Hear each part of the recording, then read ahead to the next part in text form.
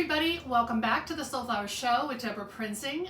We're having a fun day inside my greenhouse because it's the first few weeks of spring, and I want to welcome Michelle Kenny to the greenhouse. Thank you. It's great to be here, and it's not raining right now, so it's awesome. Got some nice light and it's kind of cozy. Great. Thank you so much for coming by. Really appreciate it.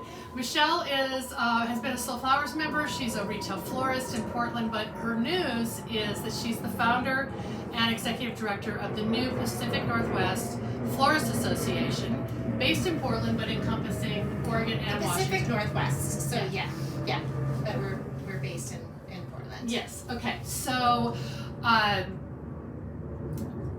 A lot of states have florist associations. Right. So how did this come about? Tell me a little bit about the origins, because you're not quite a year old, right? Right. Well, I actually started working on the project. Well, I've thought about a florist association for our region. There hasn't been one for a very long time.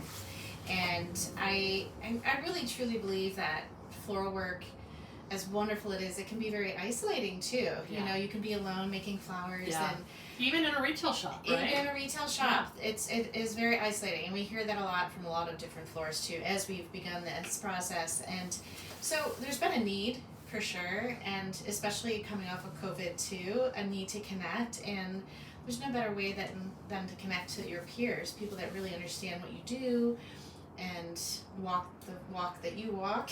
Yeah. And so I've been wanting to do this for a long time, and I've always thought about it, and then I finally just came off of COVID and thought about where I want to go, because I've had my shop a long time, and this was something I was very passionate about, so I decided I'm going to segue into this eventually, let go of the shop and get this off the ground. And so I started in 2022 actually researching, writing the bylaws, doing all that sort of thing. And then we officially launched last year in August. Yeah. So it's taken a while. We formed a great board. We have a wonderful board of various florists in the region. And we're kind of starting organic. We're going to grow organically too, and not take on more than what we can. I mean, everybody on the board also have shops, have businesses, so that's all kind of challenging. Right. So, well, we started in Portland, and we got great support from the Portland Flower Market. They helped us with seed money to start our organization, and we officially now got our determination letter, and we're a nonprofit. So it's very exciting. We talked about that last week when I saw you in Portland, and that is no small task. Congratulations. Yeah. Thank you. So let's back up a little bit. As I mentioned, I know there are florist associations in several states that are active. There probably used to be a florist association in every state. I know Washington State doesn't have one right now. No, it doesn't. And so it used to be the Pacific Northwest. I think it was called the Northwest Florist Association, or maybe something close to that. But it was a huge region. So it had Oregon, Washington, Utah, Idaho, like a lot of variety of states that maybe, I mean, we look at what we grow in the Pacific Northwest, it's a little unique. Yeah. And our region's very unique. And so we decided we wanted to encompass the Pacific Northwest, but not maybe go outside of that, because maybe what you grow in Utah isn't going to be the same of what we have here. Not, yeah. So your challenges aren't going to be very similar. And so we decided to just focus on our geographical area that made sense. Yeah. And the other there was an association, and it was just run kind of like in that traditional model. A lot of state associations have been around for hundreds of years. I mean, or 100 years. A lot of them are old. I know. I went out and spoke at the Montana Florist Association conference a couple years ago, and that seemed to be very active. Just what you described with the camaraderie and the collaboration. Right. But somehow things just, maybe with the challenges in retail floristry, maybe things just went by the wayside, and you're trying to revive that now with maybe not just retail floristry focused. Yeah, I mean, I spent a lot of time reflecting and talking to various people in the industry about it, and also spent a lot of time. I went to the Society of American Florists last year, the conference, and talked to all the state association executive directors that I could find and meet. Smart. Yeah, so I got a lot of their feedback, and you know, one of the things that I discovered is the fact that our region is so unique. So our approach kind of has to be unique. What works for the state associations that have been around a long time, they have these bylaws that are so kind of dated, and it's harder to change those bylaws. But for us, we get to write the bylaws and make our association work for our region. So like one of the things that's a little unique is we have a director of sustainability on our board, you know, and traditionally association boards have a very structured, you know, there's a president, vice president, past president, incoming president, secretary. So, you know, you certain positions you have to have, like a treasurer and secretary. More traditional board structure. Right, but we can be a little bit more creative on what works for us. That's great. And that was all the feedback I got from everyone too, is just, you know, do what's right for your area and your association members. That's great. And so we aren't necessarily the most traditional in what we're doing and how we're doing it. We're taking the advice of the, you know, traditional ways that were there before us, but we've got a lot of young people that are interested in the industry. We want to keep them interested. We want to just build some collaborations that maybe haven't been there in the past. Yeah. Well, that's great. So your board has also, as I understand it, a few people who are still Flowers members. So I've kind of heard about this through the wayside. Yeah, there's several actually. But the kind of the mix of the retail, the studio, and then the farmer florist, and then, as you said, new emerging florists as well. Right. And then your membership is pretty impressive. You're almost at 100 now. We're past 100 now. Wow, that's great. Yeah, since starting in August, it's not bad. And it's been a very organic growth, which is important that we're doing it that way too, not taking on too much before we're ready.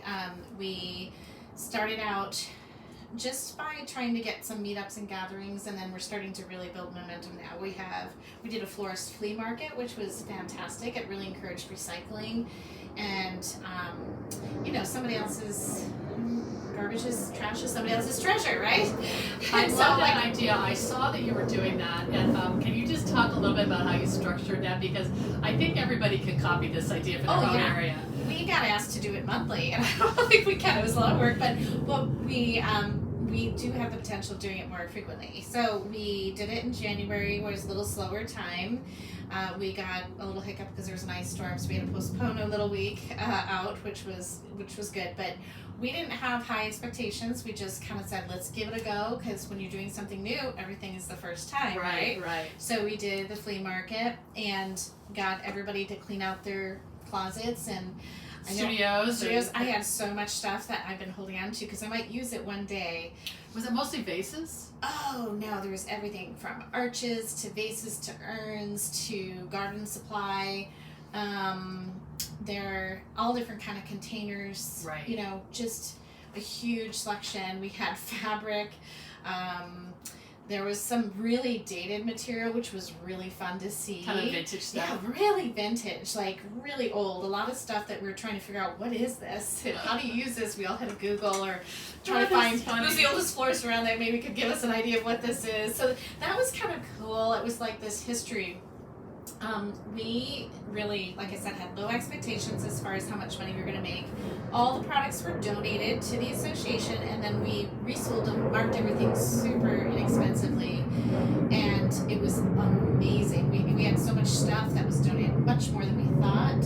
Even some florists in Central Oregon and in Vancouver, you know, they had it sent in with the drivers that did delivery. So from the market, they'd go to Central Oregon to get the flowers. And while you're driving back, and they're like, could you take this back to the market? And yeah, And so it's just, That's great. yeah, it's been really good. So you held that at the Portland Flower Market. At the Portland Flower Market. They're really a partner then for the association, Yeah. right?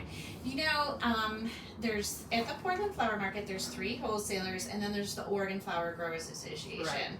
So all 4 of the establishments run their own businesses, but they haven't even necessarily always collaborated too. Right. The Portland Flower Market is the whole building structure. Right. And so there's this creative space at the very end of the market that has been available to rent and use for different things. And we started renting it and using it for different, like the Florist Flea. We did an end of the year party, just like a meetup, and celebrated people retiring in the industry.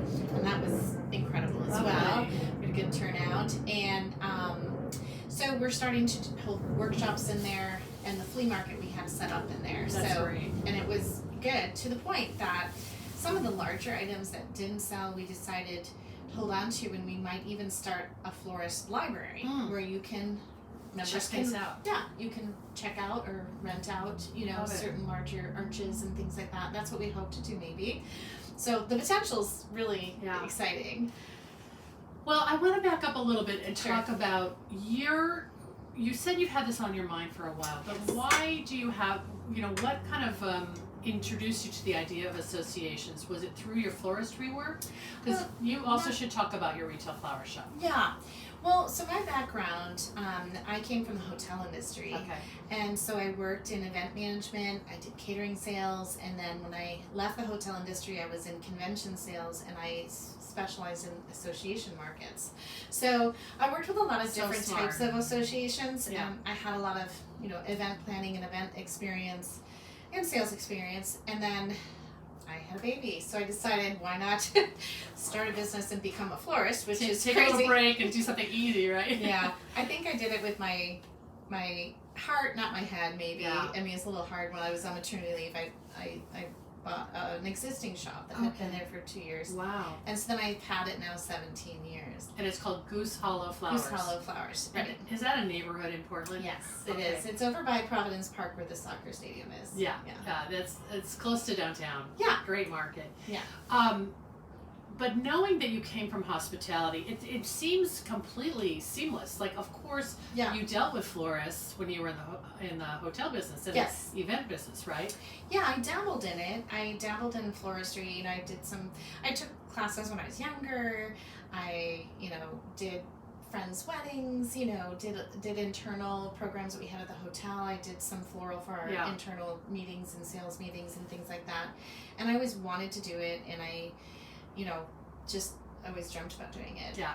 I don't know if I'd recommend doing it on maternity leave. Like, I don't regret it either. I mean, my son grew up in the shop, and then I've hired all his friends, my nieces, nephews, everybody, all the kids. Great. It's been great. I've had everybody's husband, boyfriends. Everybody's been involved doing Christmas decorations or whatever it might be delivering. So, but it's interesting that you sort of had this other relationship with the idea of associations through your hotel work. Right. So how did that kind of gel into the idea of the Pacific Northwest I group? worked with so many associations, right? And I'm very familiar on what associations can bring to the table and that needing of being connected. And that's something as a shop owner or a florist, I really missed being so disconnected, when times were harder. It is, like I mentioned earlier, very isolating. Right. And going through COVID, going through the economy, going through life issues, like deaths in your family, things like that are really hard. And not having a community where you can connect and reach out or even ask questions. And, I think we all get so busy doing our own thing. And if there's no community, there's none of that collaboration. There's no support. Well, the face-to-face is hard to replicate. We did a lot of virtual. It is. And Slow Flowers, we do a lot of virtual. Right. But it's still not the same as the human, of you and me sitting here together. Right. And there's something to be said for that. Well, I don't think in our area, because there hasn't been an association, there hasn't really been much community between the different wholesalers, the Oregon Flower Growers Association, the growers, the florists. There's something missing. And that's what I really felt I was missing. And once we formed the board, I knew some of the florists, but I didn't really know them. And as I started to get to know the board, I realized like one of the board members, we found out, we've said hi to each other, and after getting to know this one florist on our board, I realized our kids go to the same school. They're a grade apart. She lives in my neighborhood, and I had no idea. Right. And that's the thing. You just don't have those conversations. And as we started meeting, boards usually don't meet as frequently as we have, but because we're starting up and we're in the early stages, you're in the creation we've been meeting stage. monthly, if not twice a month, especially in the beginning, and lots of emails and communications. But all these meetings that we've had together, we're so looking forward to connecting and catching up and talking about our industry, talking about our challenges, just at the board level. And if we can bring that out to our members to experience as well.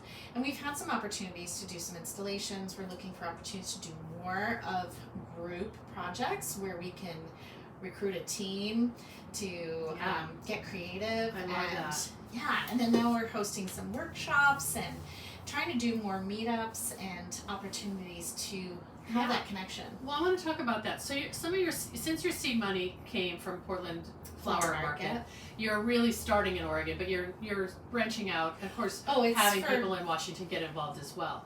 Yeah, and I would say too, it's for anyone in the floral industry, not just florists. So if you're a student, or you're retired, or you're a delivery driver, or you process flowers, but you want to stay part of the florist community, you're welcome to be a member. So we have 3 different types of membership. So we just had a florist competition from Southern Washington schools. They have, there are 4 high schools that have a floral program. And the students came to the flower market with Frank Adams and had a competition, a floral design challenge. Oh, how wonderful. It was really great. And so we gave all the producing members a membership, who competed. The students that competed to be members, so they can know what's going on in the community. There's on our website, there's an opportunity to sign up as a freelancer. You can advertise yourself and kind of like put in a business card, and have your information that you're an available freelancer. There's job postings. Yeah, that's great. There's great services. A marketplace where you could sell a cooler. It's designed to be a way, like a hub for resources. Yeah. Right now we have people that just use Instagram, people that just use Facebook, some that don't use any. You have a huge age variety in the industry too, right? And so from a high school student to someone who's nearing retirement, or retired but does things for a church, but might want to come to a workshop, or might have some valuable experience that they could share with someone younger that they might want to get connected to. Yeah, I love it. You have something coming up in Bend. You're kind of going over to Eastern Oregon. Talk about that. Yeah, we have a couple of members in Central Oregon and Bend area and the surrounding areas, and we're doing an event April 11th. So we're just doing a meetup and an information night so that they can learn about the association. That's a great idea. Yeah, and our wholesalers from Portland ship out a lot of stuff too. So they send out things to Central Oregon, and so the wholesalers are coming out as well because they serve that market. Yeah, they serve that market, and we're trying to expand the community too. I've seen posts, from florists saying, "Hey, anybody know a florist in Bend? Anybody know a florist in Salem? Anybody know a florist in Seattle?" Right. And it'd be nice if you could just go in and find those resources. So we also have a Find a Florist directory, which is really great. You can search by wedding florist. You can search by event florist or daily delivery florist. You can search by different categories of florists, but you can also see on a map where they're at. It's like a little mini Slow Flowers for the Northwest. Yeah. Well, I actually looked at Slow Flowers on your site too, and how it's all set up, but it's trying to build that community. Just like Slow Flowers has a community, we're trying to do that. It's a niche. It's a regional niche. Right. You have some other cool things coming up. This one that we mentioned in Bend might already have happened by the time this episode airs, but I did want to mention it. Sure. talk a little bit about Earth Day and what programming you Yeah. have set up. Well, one of, like I mentioned, we have a director of sustainability. Sustainability is really important to, well, The industry. the industry. absolutely. You know, just like how organic food got on the food scene, now everything is organic, and everybody they understand the importance of organics. It's kind of catching on a little bit more sustainability. I agree right? with you. I mean, you've been working really hard on that. Yeah. But that is something that, you know, we're very passionate about. And so we decided to hold a workshop tied into Earth Day. And so it's the day before Earth Day on April 21st, I believe. Okay. And so we have a workshop with Francoise Weeks, who's also a flower member. Yeah, and I think we mentioned it, and I put a link to that in the notes for her episode, but I will share that with our listeners Yeah. for this episode too. Yeah, so we have her workshop on the Saturday, and then we have the sustainability workshop on Sunday. And our sustainability workshop, we really want to go through the process as a florist from the very beginning, like how you buy, where you buy, how you do it, how do you process your goods, how do you compost your waste, Yeah. you know, and then talk about the different tools and the different types of materials that are available now, alternatives to foam, Yeah. you know, Different resources. which slow members are pretty aware of, Yeah. but techniques too. Yeah. We're going to go through all of that, and then it's an all-day kind of workshop, and then we'd have a break for lunch, and then the afternoon we'll have an opportunity to have some hands-on experience on how to work on an arch or how to great. do different things, and then we're gonna take our items that we make and then have it displayed for Earth Day in the At the market. Oh, good. I'm hoping Yeah. to come to that. Thank you for giving me a chance to come. That is, I think, another, you know, educational resource that hasn't Yeah. been available necessarily for the whole industry. So Well- you're trying to make those things happen. Yeah, and a lot of people just aren't aware of the options. They're so busy. I know firsthand as a shop owner. I mean, you're just sometimes crazy busy, and you barely have time to drink water or go to the bathroom or eat How are lunch. you doing this then? How are you doing that with how many days a week is your shop open? Well, my shop is open Monday through Friday, but I do work on weekends too. Like this weekend, you know, Easter, Events. Mother's Day, or events. Yeah. We do a lot of events at mine. But I've got strong support, and I Okay. set myself up for it. So, Okay. and I knew when we're starting this out, you know, I'm not going to be able to leap from one to the next really quickly. Right, It's right. going to take some It's a time. transition. Eventually, I'd like to be just full-time with the Florist Association. Wow. But right now, I'm just very passionate, very excited. It's harder to like hold back and You know, not go full force. Right. You but want to do it all now, right? You do, but yeah. you also have to pace yourself, because when you start something new, a lot of people are a little hesitant. Oh, I don't want to join anything. I don't know. They don't understand even what an association is. So there's a lot of education and just giving people exposure. And once I meet different florists or we connect to someone new, they're super excited. They've got lots of ideas. They want to get involved. The feedback, and everybody's been wanting this for a long time, just like I was. Yeah, when we had drinks with Heidi Berkman last week, something you said really struck with me. I just walked away thinking about how positive and inclusive you are toward the industry, and that you feel like there's room for everyone. Absolutely. And I think that is such a leadership role that you have to make it safe for people who maybe have never been in an association and Right. or feel like they're outsiders. So I really appreciate that. That's going to lead to great success. Yeah, I think so, and I really want to support. I want to have some support system, in place. I want, a florist that needs help to be able to reach out and say, I need help. Can anybody help? And try to connect them with other people that can help. And I think our industry is really important, and people that do what we do are so passionate. I mean, we're working on such personal events, whether they're weddings or funerals or just an everyday thing. I mean, it's such a personal type of business that we're in. Yeah. And people that are in the floral industry are so passionate and tied to those emotions. maybe not the highest gross producing revenue source, right? As a florist, I mean, we all struggle trying to make a profit. Right.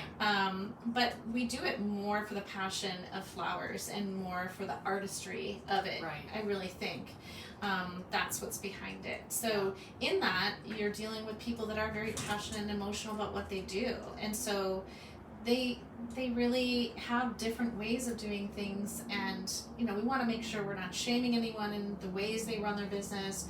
We don't want to judge or critique how people are doing it. It's more about let's just open discussions and learn and grow and find out more and what's available and out there. Yeah, I really took that from our conversation last week too, and I'm glad we touched on it today. Yeah.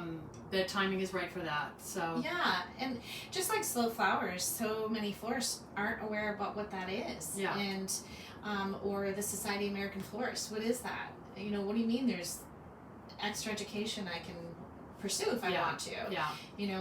What's out there? And there's a lot out there, but without a place to share those resources, you can't just have a bulletin board. Well, I'm glad that the Slow Flowers has joined Pacific Northwest Florist Association. I'm glad that Pacific Northwest Floral Association is part of Slow Flowers. We're going to try to cook up some things to do together. Absolutely. And, this has just been a great introduction. So I'll make sure that I have the events information and the membership information on our show notes for people to learn more. Yeah. I know that they can reach out to you. Absolutely. Yeah. Just reach out, email. We definitely, if there's questions or people are interested in getting involved, we definitely are going to have a lot more to come. We've got a lot cooking. I mean, your baby steps have been impressive, so here's to 2024. Yeah, I know. It's going to be an exciting year. It definitely is. That's great. So we hope to do more and more.